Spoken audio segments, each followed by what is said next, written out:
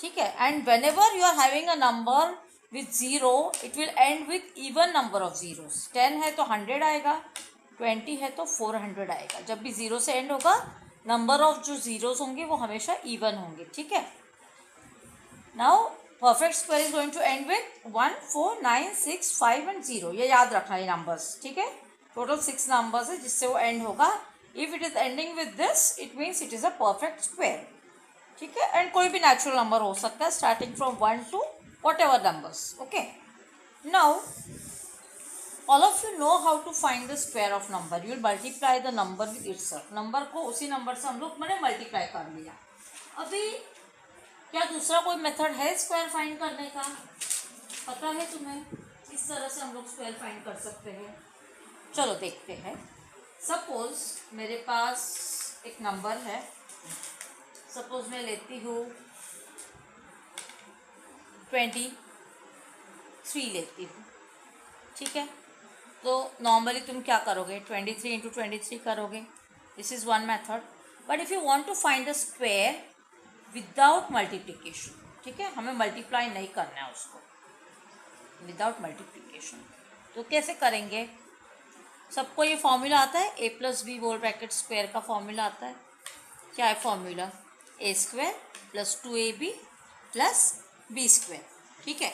तो हम लोग 23 को इस फॉर्म में लिख सकते हैं, ए प्लस बी वाले फॉर्म में। कैसे लिखेंगे? 20 प्लस 3 होल ब्रैकेट स्क्वायर लिख सकते हैं, इसे लिख सकते हैं ना। A plus B whole bracket square, वैसे 20 plus 3 whole bracket square. 20 plus 3 मतलब 23। तो क्या करेंगे इसका? A square plus 2ab plus B square इस फॉर्म से एक्सपांड करके सॉल्व कर सकते हैं हम लोग। तो फर्स्ट टर्म का स्क्वायर आएगा 20 स्क्वायर। ठीक है।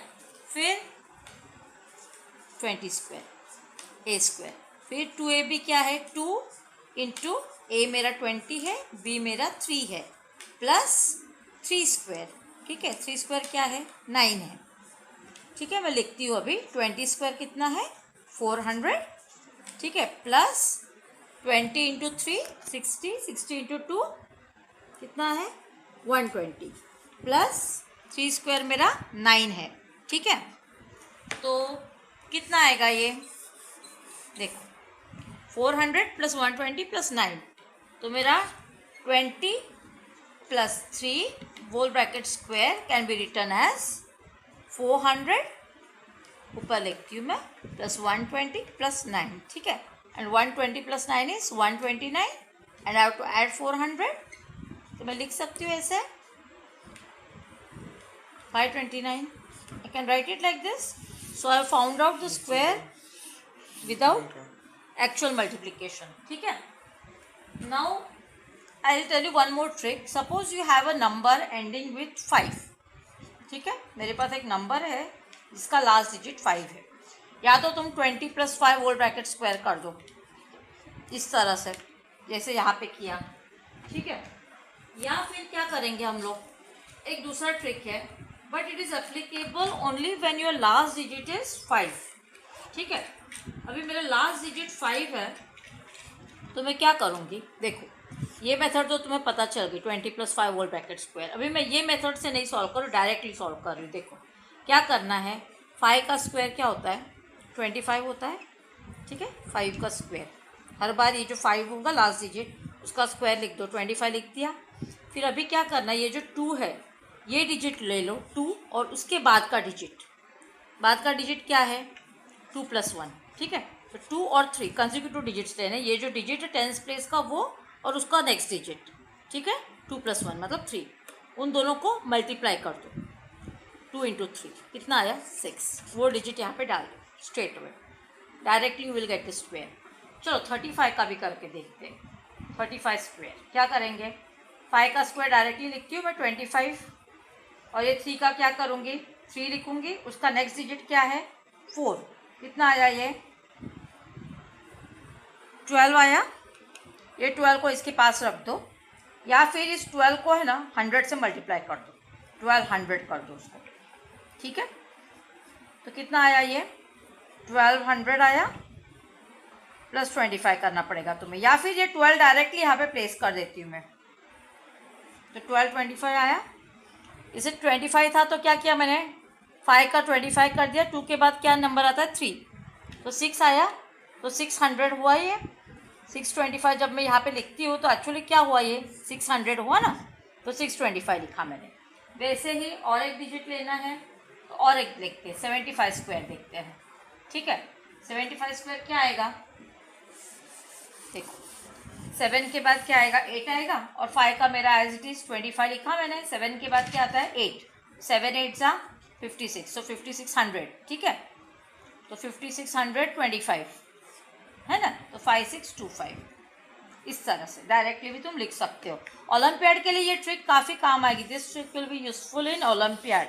Directly whenever your last digit is 5, directly you can find the square. Don't waste time in that 70 plus 5 whole bracket square, or don't do 75 into 75. It will be wasting your time. So do it directly like this. But it is applicable only when last digit is 5. अगर 5 है last का digit तो ही ये trick use कर सकते हो, वरना तुम्हें a plus b whole bracket square से करना पड़ेगा। ठीक है, ही नेक्स्ट पार्ट देखते हैं। Will move to next section, that is 6.4 of your book, that is Pythagoras triplets. All of you know the Pythagoras theorem, Pythagorean triplet। ठीक है, अभी Pythagorean triplet क्या है देखो।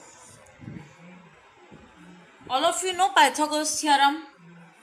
क्या है Pythagoras theorem? You have a right angle triangle, ठीक है। राइट एंगल ट्रायंगल में क्या है, अगर ये दोनों साइड्स है ए और बी, और ये तुम्हारा राइट एंगल है और ये तुम्हारा हाइपोटेन्यूस है, दैट इज सी, तो C square hypotenuse square is equal to sum of the square of the two sides. यही है ना Pythagoras theorem, hypotenuse square is equal to square of A plus square of B.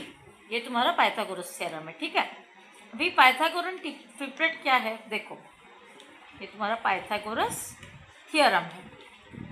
Now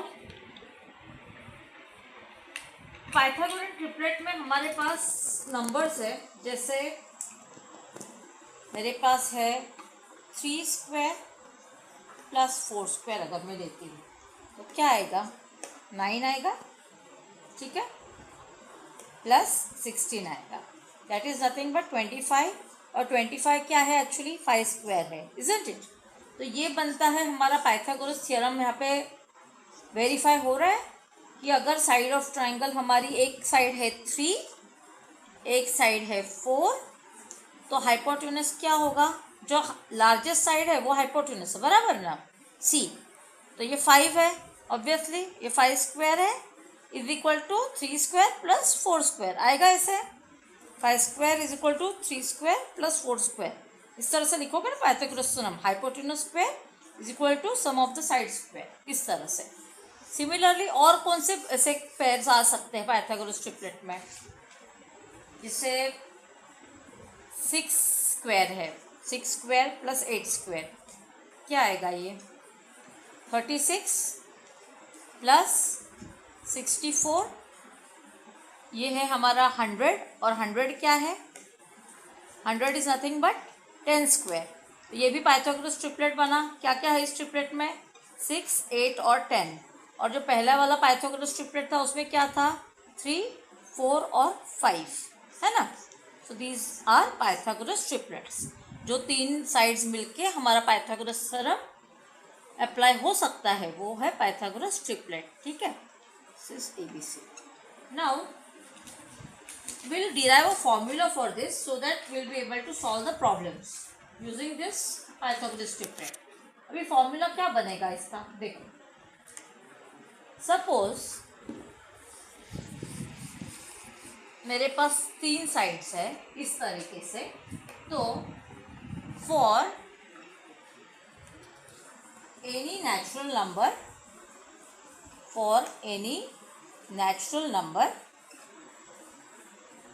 कौन सा number है, m, जो greater than 1 है, और natural number which is m greater than 1, तुम्हारा नेचुरल नंबर m है और m की वैल्यू हमेशा 1 से ग्रेटर है, तो तुम्हारा पाइथागोरस थ्योरम कैसे बनेगा देखो। तो साइड्स कैसी कैसी होगी, एक साइड होगी 2m, ठीक है, दूसरी होगी एम स्क्वायर माइनस वन और तीसरी साइड होगी एम स्क्वायर प्लस वन। ये तीनों को जब मिलाओगे तो तुम्हारा पाइथागोरस ट्रिपलेट बनेगा। कैसे देखो, फॉर एग्जाम्पल अभी ये मेरी एक साइड है 2m, तो उसका स्क्वायर लेती हूँ मैं 2m स्क्वायर। दूसरी साइड क्या है एम स्क्वायर माइनस वन, उसका मैं स्क्वायर करूँगी तो मुझे क्या मिलना चाहिए, ये मिलना चाहिए m square plus one whole bracket square, इस तरीके से। नाउ सपोज, तो क्लियर है पाइथागोरस ट्रिपलेट के लिए क्या करेंगे हम लोग, तीन साइड्स लेंगे 2m, M square minus one और M square plus one. Now let us see an example for Pythagoras theorem and triplet. अभी फर्स्ट एग्जाम्पल क्या है, write a Pythagoras triplet, write a Pythagoras triplet whose smallest number is 8. Smallest number is 8. सबसे छोटा number 8 है। सबसे छोटा number कौन सा होगा इसमें, 2m, M square minus one और M square plus one. Obviously 2m होगा सबसे छोटा नंबर, ठीक है। इसका मतलब क्या है,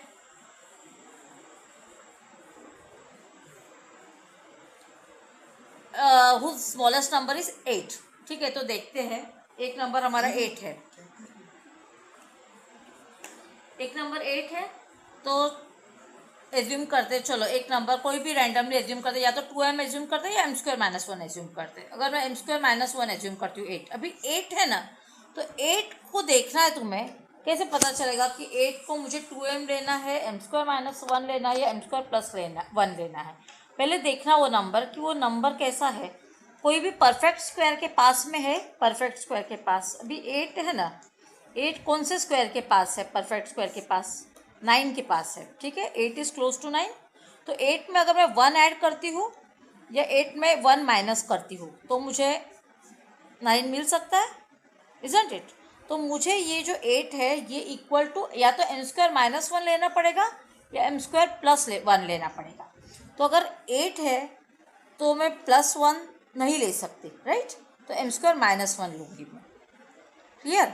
अगर ये नंबर में बहुत छोटा होता, मान लो 6 होता, तो I couldn't take it, it is not close to 9, there is difference of 3, तो मुझे नहीं लेना है ये एम स्क्वायर माइनस वन या एम स्क्वायर प्लस वन, तो मुझे 2m लेना पड़ता। बट ये 8 जो है ये परफेक्ट स्क्वायर 9 के पास में है। जैसे नंबर अगर 15 मिलेगा तुम्हें तो वो 16 के पास में है, तो फिर तुम्हें ये एम स्क्वायर माइनस वन या एम स्क्वायर प्लस वन में से एक लेना पड़ेगा, ठीक है। तो M square minus one is equal to 8 लिया, तो एम स्क्वायर कितना हुआ मेरा 9 हुआ, therefore m is equal to 3। तो नंबर्स क्या क्या है मेरे, 2m is equal to 2 into 3 is equal to 6, ठीक है। पहला नंबर मेरा 6 मिला, फिर दूसरा नंबर क्या आएगा,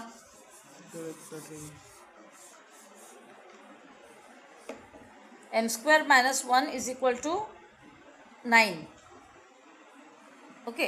तो m इज इक्वल टू 3 मिला, अभी 2m कितना मिला मुझे 6 मिला, फिर एम स्क्वायर प्लस वन कितना मिलेगा, देखो एम स्क्वायर कितना है 3 स्क्वायर 9 प्लस वन, मतलब ये 10 मिला। फिर और क्या था, एम स्क्वायर माइनस वन, वो कितना मिलेगा, वो तो 8 है हमारे पास, ठीक है। तो मिले नंबर सारे तुम्हें, क्या क्या मिला, 8 मिला,